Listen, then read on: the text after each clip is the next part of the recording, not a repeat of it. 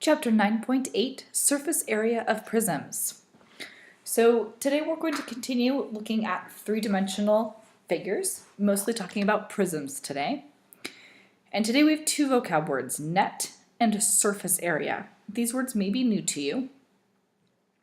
But before we get started, I want you to know that on the back counter, there are some 3D figures with nets inside them. They're colored pieces of plastic that come out of the bottom of the various shapes and unfold so that you can get an idea of how these shapes go together. Feel free to use them, play with them, figure out how they work. Okay, so check out the shapes on the back counter. So let's talk about a net really fast. A net is a pattern you can fold to form a three-dimensional figure. So here is an example of a net. It shows kind of this cross-looking shape. And if I was to fold it along the black lines, it would look like this over here. So the blue pieces represent the top and the bottom.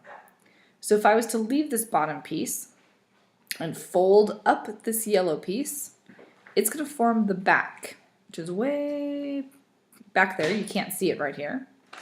Then the top would fold over on top of it, and then this front would become this flap down here. Then your two sides fold in, and you take this flat two-dimensional net and it becomes this three-dimensional prism. So make sure you check out those nets with inside those 3D objects on the back counter. They can be quite useful. All right, example 1. Draw a net for the triangular prism at the left. So you have to imagine, and this is where those 3D objects that you can actually hold kind of come in handy.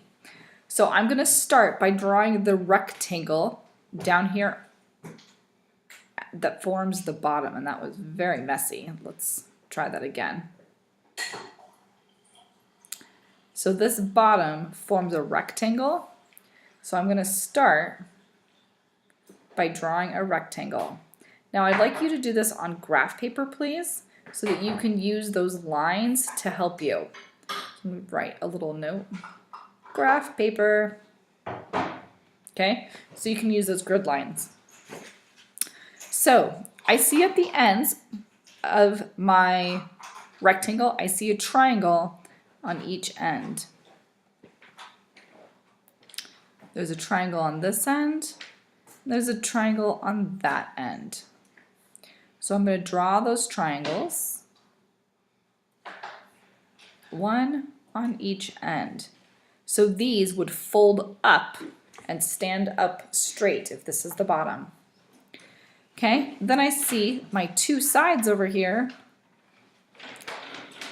They are again rectangles. So I'm going to draw another rectangle over here and another one over here. So the blue is the bottom. The pink triangles are the ends. And the orange rectangle, those are the two sides. And here is my net for example 1. Okay, now let's talk about surface area for a minute. Surface area of a three-dimensional figure is the sum of the area of all of its surfaces. So let's take this juice box here, and feel free to use a Kleenex box or a juice box or any sort of three-dimensional figure like this to help you visualize what it is that we're finding. Okay? So I know I have a rectangle that is the front and the back. And I know that those two are the same. I know that I have another rectangle. Let's use a different color. That one's hard to see. There we go. Okay, that will be the left and the right sides of the triangle. And then I have a final triangle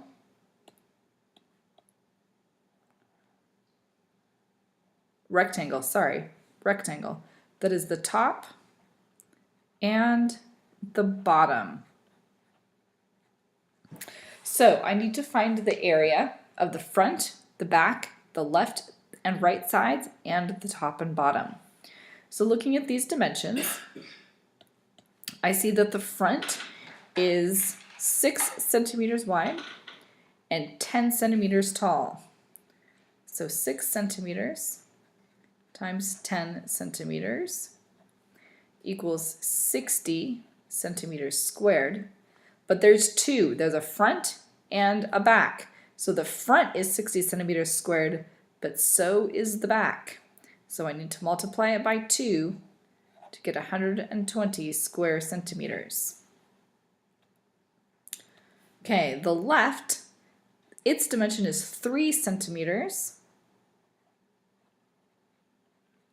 Its height is also 10 centimeters,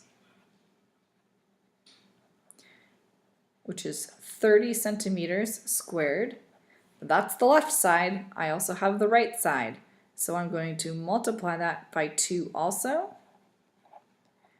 to get 60 centimeters squared. Now, the top and the bottom, that one's a little bit trickier.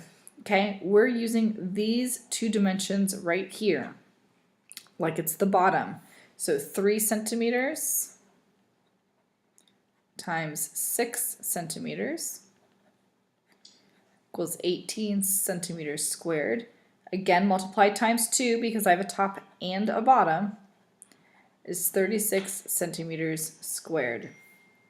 Now, to find the surface area of the entire thing, we're going to add these three together. So 120 plus 60 plus 36 is 180 plus 36, 216 centimeters squared. Okay, so it's important that you can identify what is the top and bottom, the front and the back, the left and the right sides. Use actual three-dimensional objects to help you if you need to, and write on them, label them, whatever you need to do to visualize what it is that you are finding the surface area of. Okay, that's it for examples on this lesson. If you have questions after you complete your QCs and CYU, come see me.